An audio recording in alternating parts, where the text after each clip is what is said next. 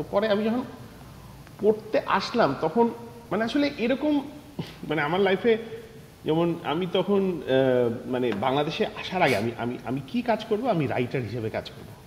আমার খুব ইচ্ছা হচ্ছে ফ্রিল্যান্স রাইট, আমার এখনও এইটা ইচ্ছা, আমি ফ্রিল্যান্স রাইটার হিসেবে কাজ করব, একটা স্ক্রিপ্ট লিখবো 1 মাসে, বাকি 11 মাস কিছু করব না। দ্যাটস মাই হোল, এই জীবনের একটাই শখ আমার। এখন এই ড্রিমটা পূর্ণ হয় নাই, আমার ধারণা হবে কোনো একদিন, যাই হোক দেখি না। তো বাংলাদেশে আমি এরকম বাংলাদেশে আমার হয়ে যাচ্ছিল যে আমি একটা স্ক্রিপ্ট লিখি, মোটামুটি 2-3 মাস চলি, কারণ আমি মদ খাই না, গাঁজা খাই না, সিগারেট খাই না, লিটারেলি আমার কোনো, আমি খালি ডিভিডি দেখতাম, মানে প্রচুর কার্টুন আর কমেডি ফিল্ম আর কমেডি সিরিজের একটা কালেকশন ছিল, গান শুনতাম, এন্ড দ্যাটস অ্যাবাউট ইট। আমার লিটারেলি আর কোনো ঝামেলা নেই, তো আমার কোনো খরচ টরচ নেই। তো এর মধ্যে আমি তখন আমার এখন ওয়াইফ, তখন আমি যার সঙ্গে ডেট করি, তো সে বললো যে আমি তো তোমার পরিচয় দিতে পারবো না বাসায়, যে তুমি কি করো, হাউ ক্যান আই সে যে ছেলেকে আমি পছন্দ করি সে, তুমি বলবা ফ্রিল্যান্স রাইটার, বলছি freelance writer is not a job, you need to get a job. তো সে আমাকে বললো সকাল 10টা বাজে, I need to get a job. 11টা বাজে আমার একটা মিটিং এক প্রডিউসারের সাথে, সে আমার স্ক্রিপ্ট পছন্দ করলো, তারপর তার হচ্ছে সানিয়াদ ভাই বিগ শট প্রডিউসার বাংলাদেশে। উনি আমাকে বললো যে আচ্ছা বাপ্পি, আমার ডাক নাম তো বাপ্পি, যে বাপ্পি আমরা না একটা অ্যাডভার্টাইজিং উইং দিচ্ছি, আমাদের কপি রাইটার লাগবে, তুমি কি কাজ করবা? আপনি কি আমাকে জব অফার করছেন? এই বেতন শুরু করলে এই এই সোমবার থেকে চলে আসে। আমি ডান। আমি বের হয়ে আমার তখন হবু ওয়াইফকে ফোন করে বললাম আমি চাকরি পেয়ে গেছি, তুমি বাসায় কথা বলা শুরু করো।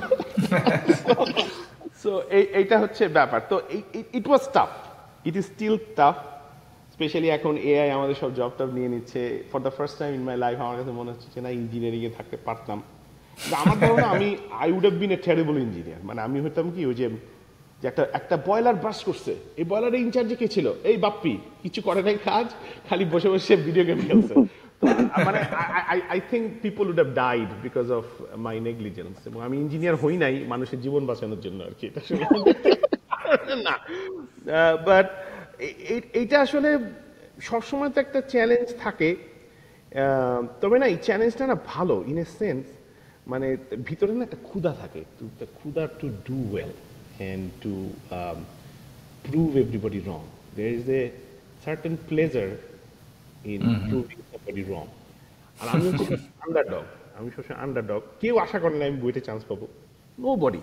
আমার সারা পৃথিবীতে 2জন মানুষ ধারণা করছিলাম আমি বইতে চান্স পাবো। একজন হচ্ছে আমি, আমার একটা বেসিক আন্ডারস্ট্যান্ডিং ছিল যে আমি 700-র কাছাকাছি থাকবো। আর হচ্ছে আমাদের একজন টিচার ছিল, ওমেকা কোচিং এ পড়াইতো, জেফরি আল কাদরি। উনি আমাদের খুব ভালো লেখেন নিজে, এবং খুব he is a very good engineer, অনেক হাই পজিশনে আছেন আমেরিকায়। জেফরি ভাই আমাদের পড়াইতো। জেফরি ভাই আমাদের বলছিল যে বাপি তুই তো চান্স পাবি, তুই পড়াশোনা করলে একটু ইলেকট্রিক্যালটা পাইতি, কিন্তু পড়াশোনা তো করবি না।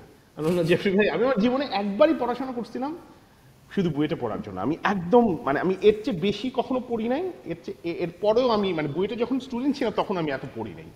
বইটা আমার কাছে মনে হচ্ছে যে I have to do it, this is the dream, this is I have to do it. এবং আমি তখন একটা খুব অদ্ভুত, এগেন ওই যে হার্ড ওয়ার্কিং এর ব্যাপারটা আছে, পিরিয়ডিক টেবিলটা না আমার মুখস্থ হয়ে গেছিল, কেন আমি জানি না।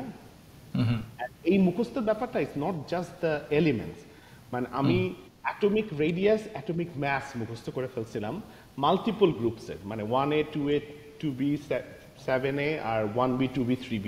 আমার element, atomic radius, atomic mass এখন একটাও মনে নাই, কিন্তু সব আমার মুখস্থ। And lanthanide series, actinide series, so almost the whole periodic table. আমাদের সময় কেমিস্ট্রি 3টা কোয়েশ্চেন আসছিল এই অ্যাটমিক মাস এন্ড রেডিয়াসের উপরে, যেটা সাধারণত নরমালি আসে, সাধারণত সব তো ম্যাথ টাইপের প্রশ্ন আসে না, কিন্তু এরকম ডেটা ড্রিভেন 3টা কোয়েশ্চেন ছিল। আমি বাজি ধরে বলতে পারি ওই কোয়েশ্চেন পুরো হলের মধ্যে যদি 2টা মানুষ পেটা থাকে, আমি হচ্ছে তাদের মধ্যে একজন। এইটা হচ্ছে নাম্বার, আরেকজন মেবি টিচার, আরেকজন টিচার হয়ে গেছে। ফিজিক্সে আমার মনে আছে যে আমি ফিজিক্সে আমার বেসিক খুব ভালো ছিল। তো এখন একটা অঙ্ক আসছে, তো অঙ্ক দেখে আমি মনে হয় যে আচ্ছা এটা তো তুই বুঝতেছি না, তো আচ্ছা আমি তখন এরকম করতাম যে আচ্ছা একটা তো টি থাকবে, একটা ডি থাকবে, একটা এফ বলে একটা জিনিস লিখলাম, এটা কি একটা ফর্মুলা হয়?